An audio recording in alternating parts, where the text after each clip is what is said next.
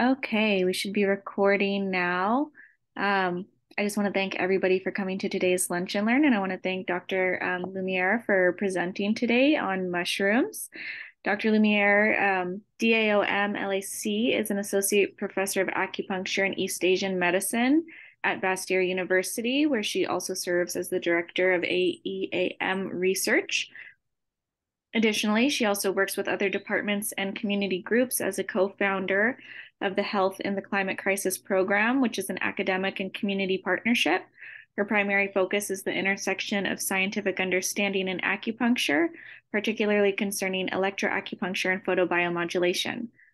She also has a long professional and personal interest in mycology, which will be the focus of today's talk, as she's a practitioner and a forager for edible mushrooms.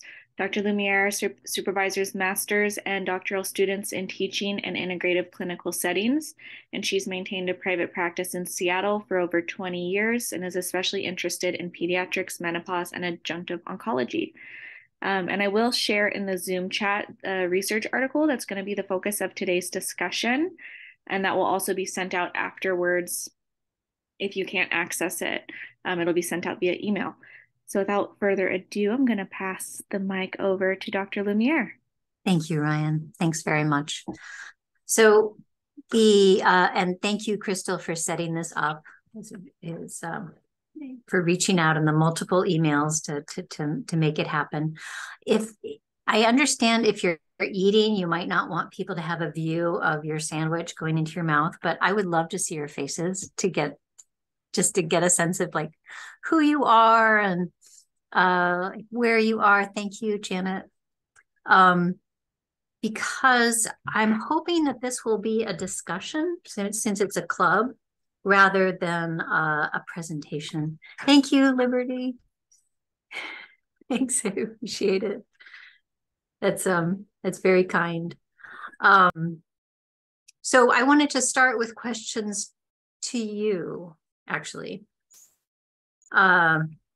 So what is your background or interest in mushrooms and in Chinese medicine and foraging? So those are the kind of like the big categories that we could talk about. And I really want to tailor this to your all's interests. I can go first. Great. So thank you for being here. So my personal interest has been using mushrooms for athletic performance, especially in the endurance sports. And then secondarily, most recently, I'm interested in, because I was doing some research on endometriosis with infertility. Mm-hmm. Came across with some mushrooms, some also, that's like my newest interest. So I would love to hear if you know anything about that or where I can get more information. And obviously in forest, like, what do you call it? Foresting? Foraging. Foraging. I would love to do that. I just don't know when I could possibly add to, like, when that could happen. Right. On the long runs. Yeah. Yeah. Good point. On the long runs. Thank you. Thanks, Janet. And what about some of the rest of you? Like, what is your relationship with wild plants, with mushrooms, and Chinese medicine? I can speak. I don't know how well you'll be able to hear me. Yep. But I love mushrooms since before I came here. That's like one of my favorite food groups, one of my favorite like plant medicines. I had an experience with like a nerve issue that I had, and I like dosed up on lion's mane and awesome. solved that for myself once. And so I really always try to use any kinds of mushrooms I can with my patients. In the past, I've used it for like helping with cholesterol and things like that. So I like to try to use the same plants in like as many ways as possible. So I'm always interested in hearing more ways to use things that I don't already know about. And I kind of agree with the foraging part of, I'm really interested in learning how to forage these things, and I've foraged other plants, but mushrooms, it's always, I feel a little more nervous to do so. So any tips and guidelines that you have or advice for that, I would also eagerly take. And I don't know too much about TCM other than my stepmom like practices it herself, but like she's from China and that's like was what she grew up with. So I like grew up getting like random remedies and like her doing cupping to me and stuff. But as far as like education, I don't have much logistics. Okay, thank you. That's fantastic. And great to be cautious about foraging and putting wild mushrooms into your mouth. Yeah. Thank you, Mark, for turning on your camera. It's great to see your face. Yes, sorry, I'm still on the way home. I'm about 5 minutes away, so I am in the car. But just a little bit about me. I started reading about mushrooms probably like a couple years ago, and I think as a lot of people, I got into it through Paul Stamets, Michael Pollan, and just watching a lot of documentary, YouTube, Joe Rogan, and all of that, and I really got into this. I really loved reading Mycelium Running, and I started digging into the clinical researches around medicinal properties of mushrooms, and started reading other resources. And as of now, I'm really interested in learning how to actually work with mushrooms rather than knowing more about them. I just want to know about the culinary aspect, how to prepare different tinctures and extracts, and really get my hands on working with them, because as of now, it's only been like researching and just learning about their properties and how they work. Great. Thank you, Mark. That's super helpful. Anybody else? Go. Hi, Dr. Kathleen. I'm Hey, also Crystal. in the car. But I just want to second what Janet said about like just interest in learning more about mushrooms and their use with fertility. And also I will add with neuros. I know that we mentioned a little bit of that, but mostly like I have a special interest in neurodegenerative diseases, specifically Parkinson's. And I would love to, if possible, learn more about how, I could use mushrooms in that population. Fantastic. And what Liberty mentioned is really relevant to what you just brought up, having to do with nerve function and nerve conduction, and how effective lion's mane can be for that, and other neurodegenerative conditions like MS and Parkinson's. Anybody else? It doesn't have to be mushrooms. We could also talk about plants. My latest passion is of one of many, it seems, is foraging invasive plants. Actually getting rid of invasive plants that are degrading the environment, and recognizing and appreciating how vital they are, like how much food power they have. A lot of them are superfoods, and they're amazing, and they're just right out there. So I'm also super interested about that. So anybody else? Questions? Stuff you want me to talk about? Hi. Yes. Hi, Dr. Holmes. Oh, sorry. Go ahead, Dr. Holmes. I'll go after you. Hi, Dr. Kathleen. Yeah, I absolutely love mushrooms. I try to incorporate them in my food.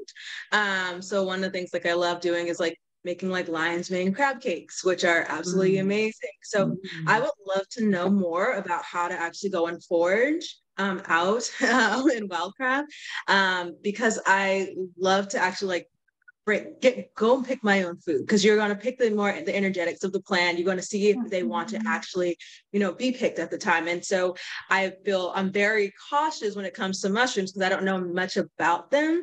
I love all different herbs. I have an herbal garden at home. I'm here at Bastyr helping to teach the Bot Med Club, the Bot Med here. But yeah, I'm just really interested in just how to actually go about picking the best types, and maybe identifying too mushrooms as well, so that I can incorporate them into my foods and just different things that I like to do with making different products. Oh, fantastic. And a lion's mane crab cake. What an idea. They're amazing. They really take on the flavor too. They're so good. I also do tacos with reishi and Ganoderma. It's so good. Yeah. Thank you. So for those of you who haven't played with lion's mane, And lion's mane is one of those standards for mushrooms. It has a really distinct flavor. It's a little bit bitter, so I can imagine how that would work in the crab cake with the saltiness of the crab and some of the other flavors involved. Do other folks want to chime in about their interests and directions? And do you prefer Dr. Brandy or Dr. Holmes? Oh, whichever's fine. Okay. Yeah, I'm same. Did you have something else to add? Oh no, I was agreeing with you about the wonder yeah. of the flavor combination. And it's amazing. Lion's mane aren't great on their own, so you want to use that. You want to use that kind of like slightly bitter flavor to your advantage. Yeah. Hi, I'm going to chime in. I know Priscilla had a question too, but I would love to hear about foraging invasive plants. It's a big topic. And this is very specific, but I was wondering if you had any familiarity with Agaricus blazei and using it clinically, because it has so many mechanisms of action that have been studied. So I'm very interested in that. Yeah, there's a great literature base on Agaricus blazei. It's one of the heavily studied mushrooms. Yes.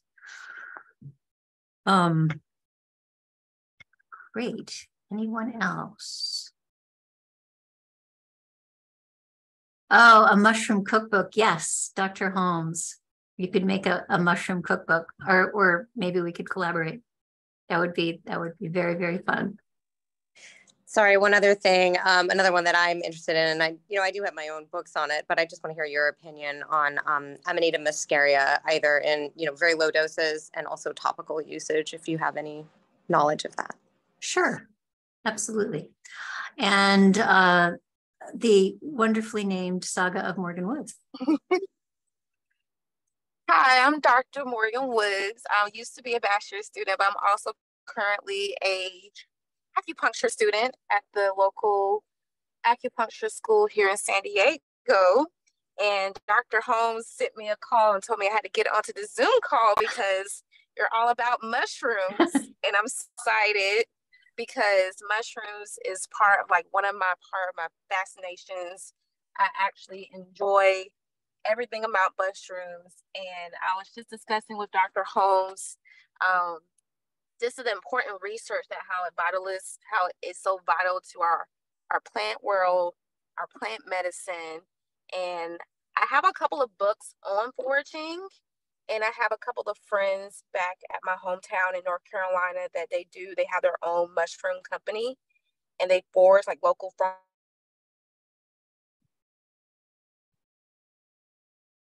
So there's just a little bit of a frozen zone there. Can you hear me now? Yes. Yes. Yes, I'm interested in additional foraging ideas, but then also any research and also plant medicine as well. Fantastic. So there's some people are putting some good resources in the chat. Fantastic use of the chat. So you have a mycological society in San Diego. Really good news. Before this talk, I looked up to see what mushrooms were common to the region for you all, like what you might want to be, what you might find. And unexpectedly, there's a fair amount of crossover with what we find in the Pacific Northwest, even though the climates are so different. Which reminds me also of the invasive plants and how it might be possible to have a lot of crossover with those plant populations as well. So where to start? So mushrooms is very big. It's a kingdom. It's one of the things that makes me awed about it. It's a kingdom. And it's this vast interconnected web of mycelium under our feet that enables metabolism, respiration, communication. The the breakdown of other life forms into constituent parts to be used for yet new life forms. Its part in the carbon cycle is really interesting for those of you who are kind of involved with the whole evolution of the climate debate.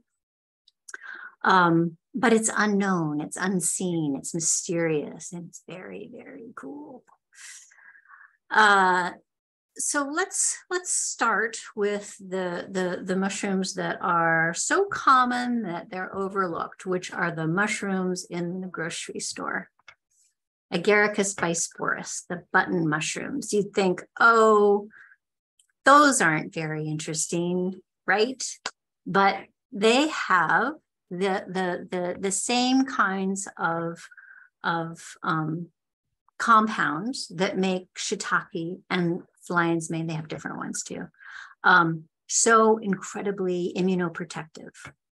So there's literature about how Agaricus bisporus, the regular old button mushrooms, are used to prevent cancers, particularly breast cancer and colon cancer.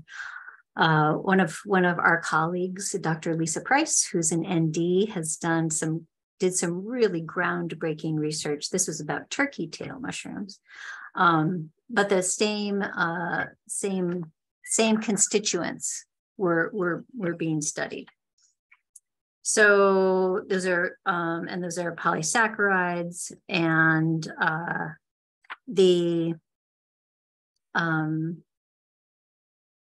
I'm trying to think of the specific polysaccharides that are involved.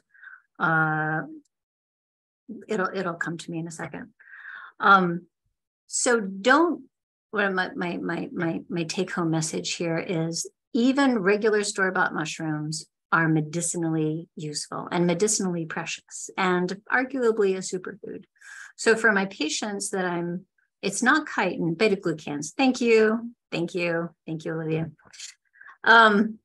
So they all have beta-glucans in them, and that's one of the major active constituents in almost all mushrooms. Even the shelf polypores, which are really different than the guild mushrooms, like Agaricus bisporus, like oyster mushrooms, Osteria species. There are many. So beta-glucans, super common, super useful, superfoods. I have a take-home list that I think I can just send to you of dietary recommendations for cancer patients, and mushrooms is a big part of them. So sometimes people can develop sensitivities to mushrooms if they have too many for too long, but it usually takes quite a few. And like every day, every meal, before people develop sensitivities. The Chinese approach is moderation in all things, and so don't have them for every meal, but you can have them every day or most days, and be giving yourself immunoprotection, anti-neoplastic activity, nervous system regulation. There have been a number of studies about lion's mane and its neuroprotective qualities. So I think it was Liberty mentioned that, and who else was it? Crystal, about the neurology involved with lion's mane. So it helps with myelination. It's been shown pretty conclusively to lower anxiety levels and help with depression. A lot of people use tinctures of lion's mane in, I was sorry, just distracted by the chat here. Do the effectiveness of polysaccharides get altered with cooking and heat? No, and it's important to cook mushrooms. A lot of mushrooms will there are very few mushrooms that you can eat raw, and the chitin in mushrooms requires cooking to break down and make the constituents that are active bioavailable. So for effectiveness and to prevent GI distress, always cook your mushrooms. So where was I? Oh, right. Lion's mane, neurologically protective. In Chinese medicine, and this is in the paper, which you can use for reference, mushrooms have particular qualities. They're considered to be sweet. So they would nourish the earth, which is the spleen, stomach, the digestive system. So they help with digestion if they're cooked. Sometimes they can be a little bitter, and the bitterness is associated with fire, heart, small intestine. And that has to do with psycho-emotional health, the heart. The heart is the emperor of the body. It's the governor of wise speech, of good connections with others. So bitter flavors are super important for regulation of that organ system, that element in the body. So the other flavors, just for the sake of completeness, so you have the whole model. A pungent flavor, like with wasabi or garlic, that goes to metal, which is the long, large intestine. It's expansive, it goes out. So this is really good for clearing things, for opening things, for breathing. And in the large intestine for the kind of absorption of fluids that happens with that outward expansion. Sour flavors have to do with wood. And wood is a kind of an odd translation from the Chinese. It's the principle of growth. So sour, like pickle sour, vinegar sour, helps regulate the liver gallbladder. So it can, if you even think about tasting a lemon, your mouth starts to water, and there's this kind of contracted quality, and that's what that flavor does. We don't. So a lot of mushrooms, including Amanita muscaria, are sometimes pickled. I'll just digress a little bit about Amanita muscaria since we're here. So fly agaricus, Amanita muscaria, has a long history across many cultures in the world. It causes liver damage if it's insufficiently broken down. I have a young friend. I was having this discussion with him, who said, well, if you just change the water 5 times, it's fine. And I'm like, why? Why would you change the water 5 times? And please don't eat it anyway, even though you can. And it is eaten in a lot of cultures. It's thought that the story of Santa Claus arose from shamans in Eastern Europe who would ingest Amanita muscaria. And it's deeply, deeply wound up. And in parts of Eastern Europe and Russia, Amanita muscaria is still heavily processed before eating, but is still eaten and really appreciated. But I would say so many documented cases of liver failure in Amanita muscaria that there are better mushrooms to eat, like lots of them. And there are better mushrooms to work with psycho-emotionally too, if that's your area of interest. Ones that don't cause liver damage. So, and Amanita muscaria is a beautiful, beautiful entity. You know, it's got this bright red cap and little white dots, and it has a white stem. It's just, it's so iconic. It's the emoticon for mushroom. Like if you look on your phone for mushroom, that's an Amanita muscaria. So going back to flavors. So pungent has to do with wood and growth and the liver expression, the gallbladder, springtime. But remember the pungent and green. And what else? Salty. So salty is the flavor of water, kidney, and urinary bladder. So salty is pretty pretty much part of the mushroom ingestion experience because we put salt on mushrooms. So when we eat mushrooms, we're definitely nourishing digestion. We're nourishing a little bit the heart, so cognition and mental emotional acuity. And if we don't do too much salt and overwhelm kidney gallbladder, we're also directing it to the not liver gallbladder. We're directing it to the kidney. So those flavors, those 5 flavors and the 5 elements are good things to think about when you're thinking about new foods, the actions of foods, the way foods work together, the way you might design a meal for yourself for a certain condition. Like, so for instance, if somebody felt like they didn't have enough courage, like courage is really a wood thing. You might say, okay, how about some pickled mushrooms? So they have that sour thing, they've got a little bit of the hard thing, and they have the digestion thing. We could talk about this probably for a week, and it would be fun to talk about it over meals and foraging. But if you have any questions, just holler. So when I'm thinking about mushrooms and I'm thinking about foraging other foods, I kind of always have these flavors in mind.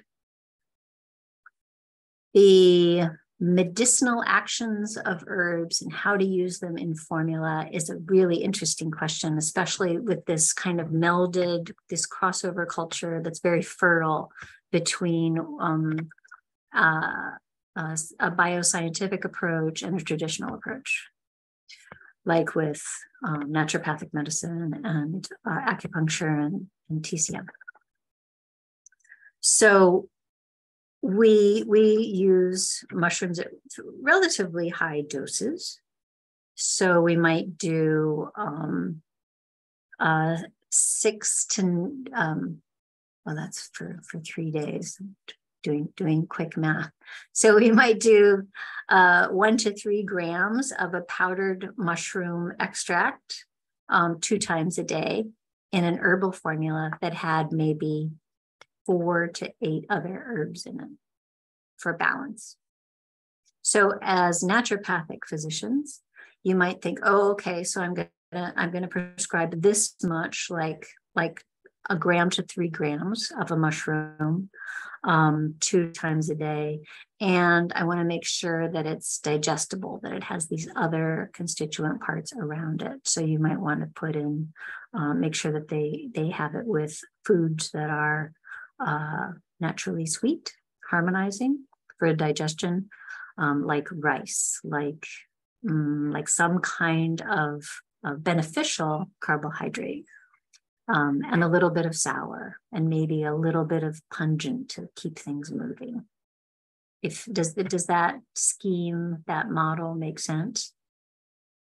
Thanks. It's so being on, I actually like being on Zoom. Weird, but I like it because especially when I can see people, because then their faces are right there, and it's like, oh, okay, they're getting it or not getting it, or somebody has this question or somebody has this idea. It's apparent. So thank you for your expressions. So somebody asked about Agaricus blazei, which is one of the mushrooms in the study that I shared with you. And let me just share my screen here. I can get to it.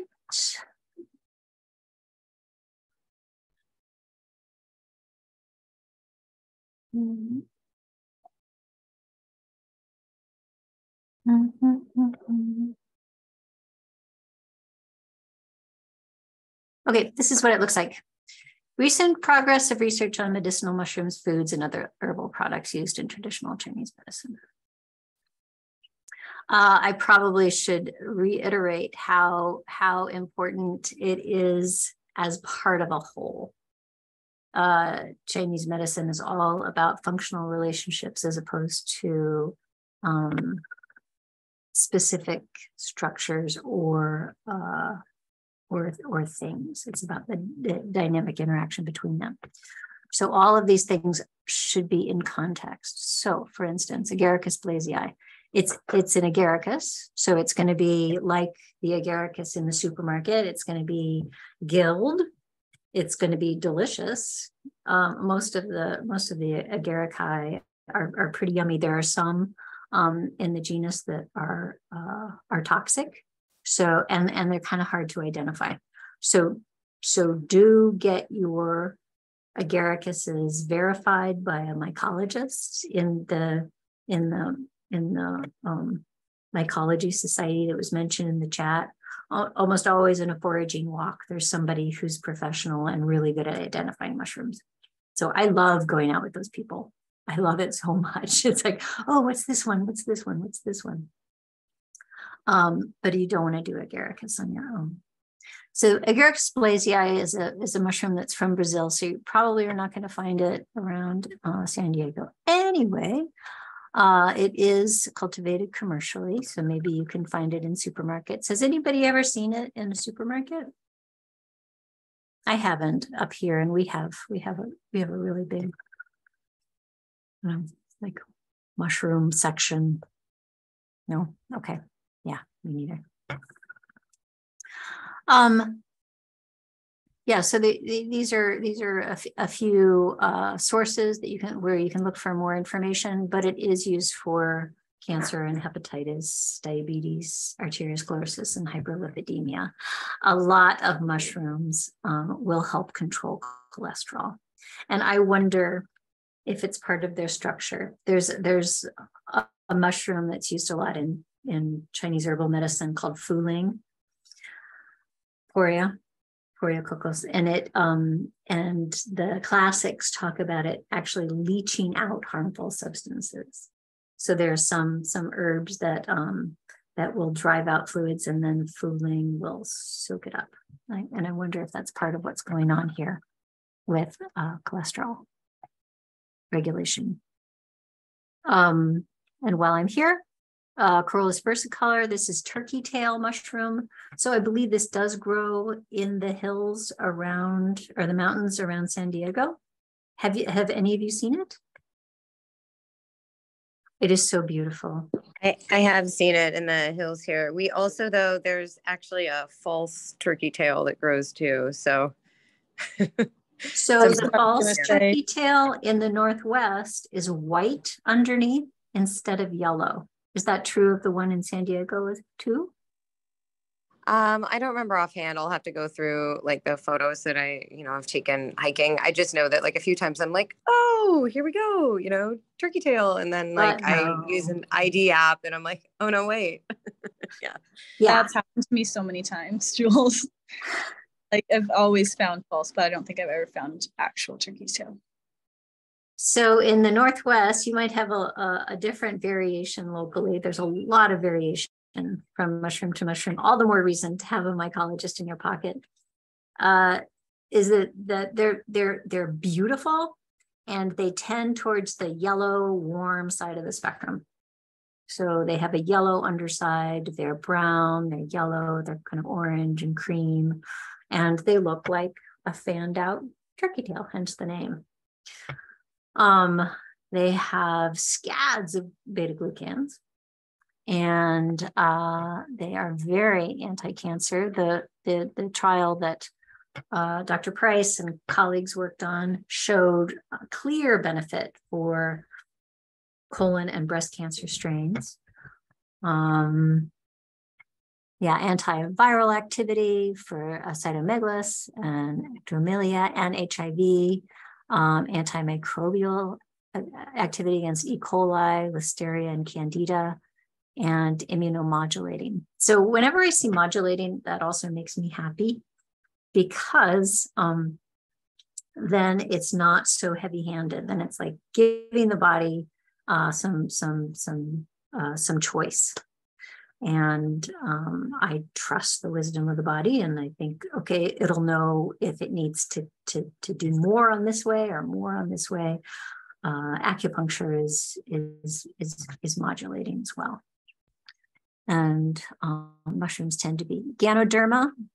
Lingzhi, do you have a local Ganoderma around San Diego? Ganoderma organensis, maybe?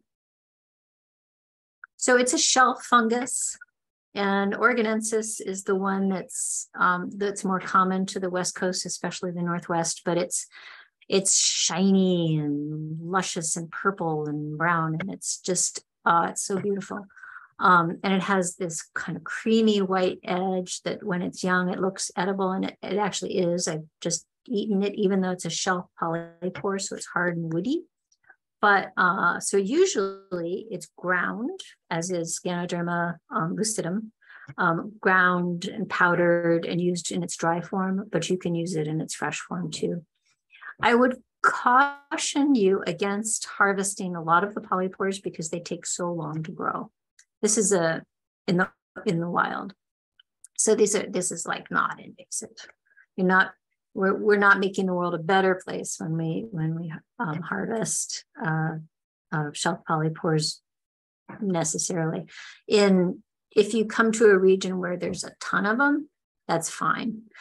There's another version, or another species of a shelf polypore, Fomitis, red-belted conch and artist conch, both grow in the Northwest, and they're super common, and they have a lot of these same properties. So they treat liver problems, hypertension, insomnia, so they quiet the heart. They work for digestion, and almost all mushrooms are anti-neoplastic, will help against cancer formation. Lingzhi is also mentioned in the Chinese classics as being the king of herbs. And this meant that it was beneficent. So it's also modulating. It's not heavy-handed. It does no harm, and it might help, and it might help quite a bit. So Lingzhi is paired in Chinese herbal medicine with dangshan, a blood mover, for cancer treatment and treatment of other rather serious diseases. There's another polypore that's not on this list that you've probably heard of called chaga, which is a birch polypore. It grows on birches in high northern latitudes.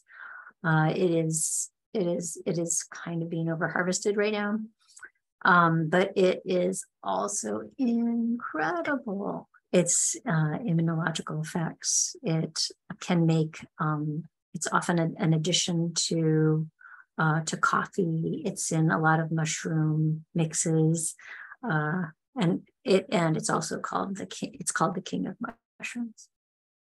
So those polypores, they knock it out of the park, and they are not delicious. They are just medicinal. Yeah, Mark. Yeah, I was just gonna add. It's just I love mentioning that research that you're talking about, the turkey tail that was done by Bastyr. Paul Stamets used it when his wife had like a fourth stage cancer, breast cancer, and he was able to cure it using the knowledge from that research that was done by your colleague. I just thought it was pretty cool. It is so cool. Yeah, thank you for bringing that up. Right. So usually we work in conjunction and collaboration with oncologists, but especially for stage 4 when there aren't a lot of other options. I mean, why not? And this is also at very high doses of things like turkey tail and things like resveratrol. A lot of the things on this list, I'm thinking of later in the paper, the turmeric, garlic, green tea, those are also anti-neoplastic. I'm just going to check the chat here because I see things coming up here. All right. Oh, nice. Could you speak to the effectiveness of using mycelia versus fruiting bodies? Yes. So mycelium still works. Really a good thing, since things like cordyceps mushroom, which is in this paper, grow in high altitudes in Tibet and are endangered. So if you can grow them in the laboratory and the mycelium is effective, fantastic. So it's not as effective, but I would say it's effective enough, and it's still very effective. So Paul Stamets' company, Fungi Perfecti, does have a powdered mycelium product for cordyceps, and that's what they use in their mixes. A lot of their compounds, and it worked quite well. And they're developing a research body around their products too. So I would say yes, and of course all of these uses need to be verified with well-done research studies. But when you can come up with a method that's sustainable, fantastic.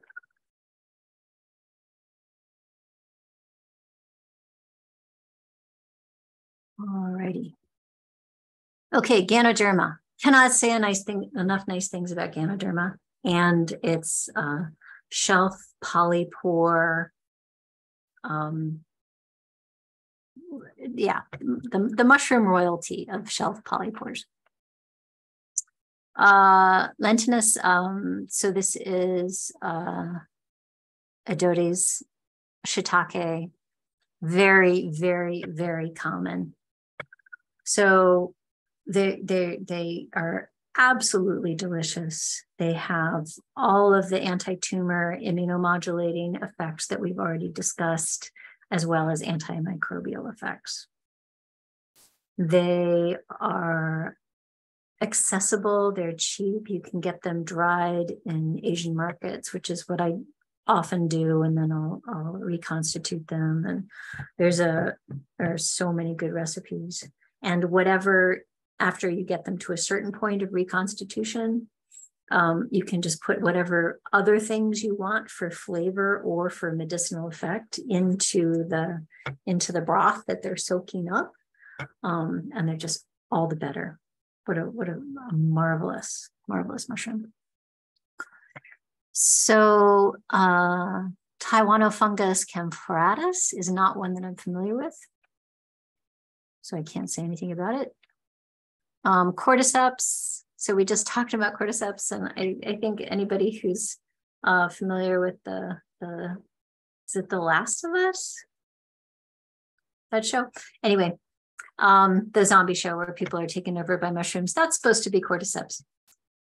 Not scientifically accurate, shockingly.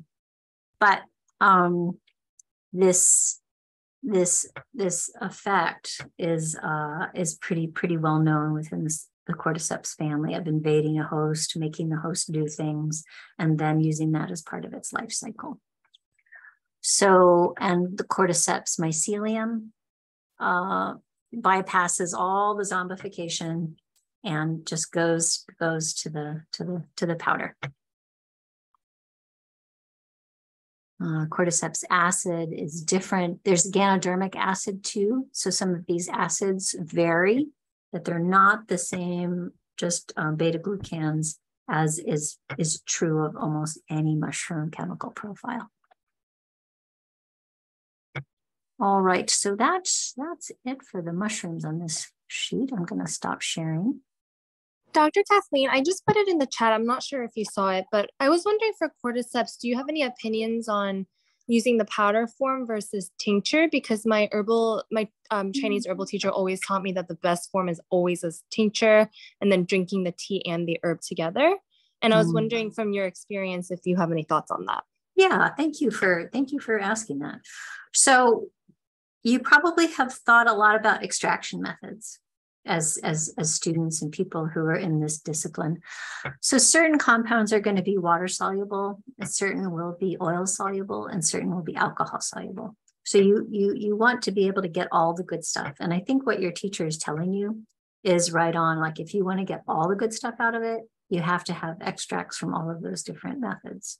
So a double extraction method is pretty common. The benefit to alcohol tinctures is that they're very, very absorbable and they're fast acting because alcohol just goes into the bloodstream. But it misses the oil extracts that you get when you use mushrooms in a culinary way for food and for medicine, and also misses the parts of the water extraction methods that you get from traditional decoction methods, which are like 20 minutes. 2 20-minute cycles is common for Chinese herbal medicine. So I love the idea of combining them so you get all the good stuff out of it. Love it, love it, love it. Awesome. Thank you so much. Sure. Yeah. Thanks for asking. And I want to speak again in favor of just eating them because when we chew them, when we cook with them with oil, I think we're getting almost everything except for that alcohol extraction. And then because it's so expensive, it's really like a truly grown cordyceps are so expensive. Do you have any like trusted forms or brands that we could point our patients to sometimes if they're interested? I see a lot on the market. I just don't know what's actually the ones that you're getting from high altitudes, versus if they're growing it in a lab or something. Right. So I'm in favor of lab growing for a lot of the rare, very expensive mushrooms because harvesting and over harvesting is very hard on an already delicate, precious, irreplaceable ecosystem. So if you're able to lab grow it and get like 85 to 90% of the benefit, why not? And keep that ecosystem intact. And a good source for that would be fungi perfecti. That's the one that we have here in our pharmacy, and that's the one that I refer people to. Somebody mentioned Host Defense in the chat. That's another very reputable company. And both of those companies do assays. So they check their levels of active constituents and make sure that they don't have contaminants regularly, and those are published. So those are companies that I trust. So that's an excellent question. And there's, as anybody who's into mushrooms knows, wow, are there a lot of companies out there? And there's a lot of misinformation. So when in doubt, go to peer-reviewed sources for information like PubMed. That's an excellent source of especially patient information, stuff that you want to share. And I think this is going to become all the more crucial with AI. As AI becomes more and more part of our lives, like how are we going to make sure that the information that we give to other people in trust is legitimate? And the peer review process is a time-tested way to do that.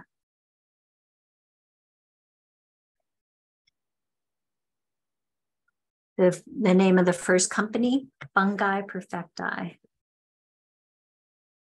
And if somebody's familiar with it, maybe you could put it in the chat. And then Host Defense is the other one. But Fungi Perfecti is Paul Stanlett's company. And Dr. Price was a consultant there for a while too. Oh, okay, great. So other questions. So foraging. Yeah. So join a mycological society, get with people who can help you ID things. I love eating. So I'm really interested in the food mushrooms. I keep going out every week now to look for oyster mushrooms on alder logs. They like hardwoods. They don't. Yeah, so around here they grow on western red alder logs that are about 30 to 40 years old. That's where they grow. And any minute now they're going to start popping. And we're also into the beginning of morel season, which is terribly exciting. So oyster mushrooms also grow around you, I think. Do you see oyster mushrooms out in the world? They do grow here, but I've seen them more frequently in sort of more inland, kind of in the Los Angeles area. They're rarer down here. Okay. So do you see chanterelles at all? Or trumpet mushrooms, black trumpets? Again, I think they have been found previously, like in the San Diego area, but you're going to need to go more up into like the Santa Monica Mountains and further north.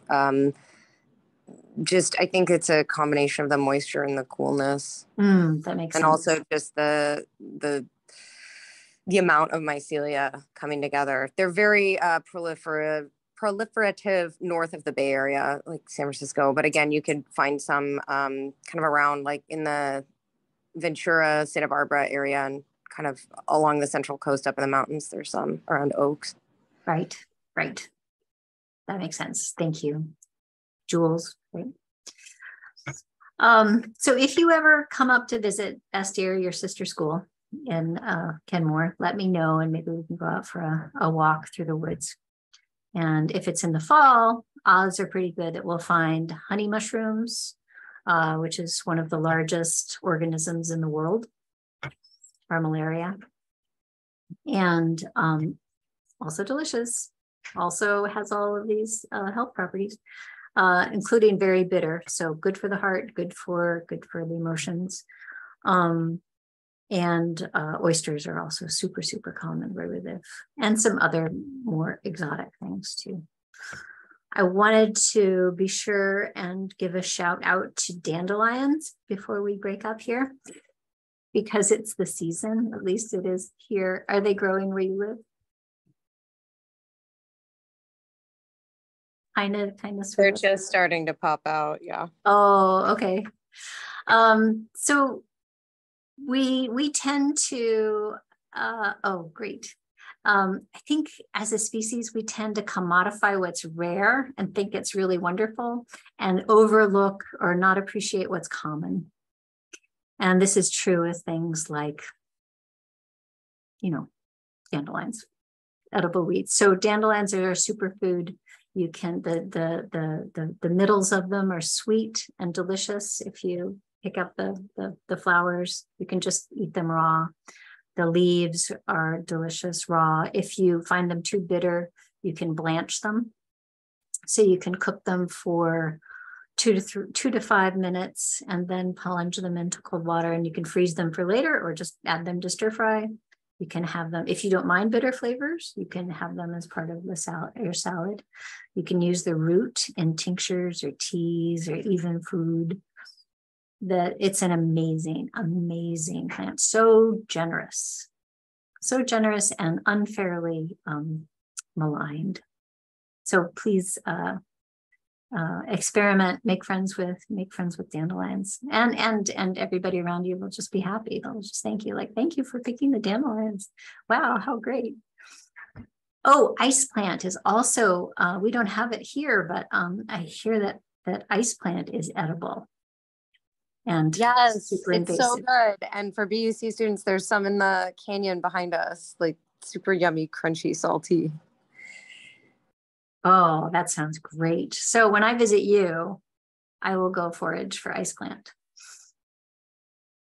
It sounds like we all need to do some foraging trips now. I think so. Yeah, for health.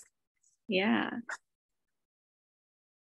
Well, if anybody else has any last minute questions, now's the time.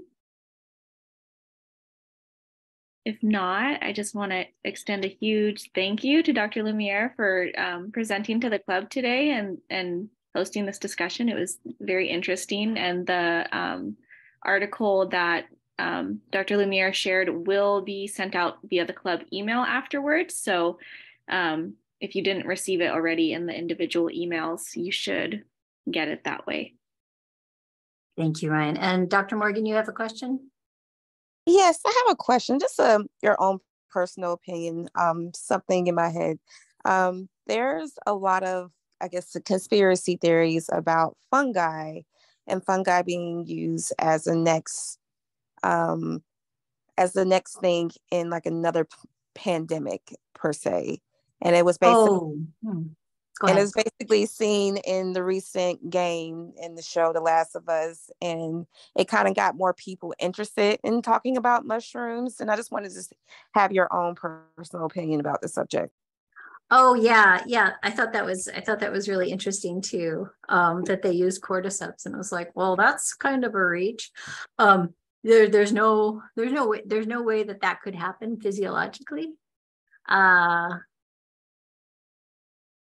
Yeah, I mean, it would cause breakdowns of other systems, I think, before people could be infected in that way, and then the reproduction time. Anyway, there were a lot of things that were clearly super imaginative.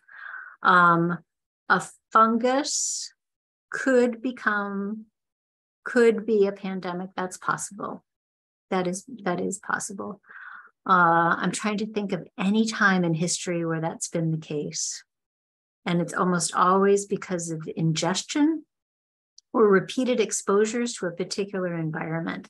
So funguses don't float so much from host to host. They float from hospitable ecosystem to hospitable ecosystem. So for that reason, I think that we don't need to worry. Does that?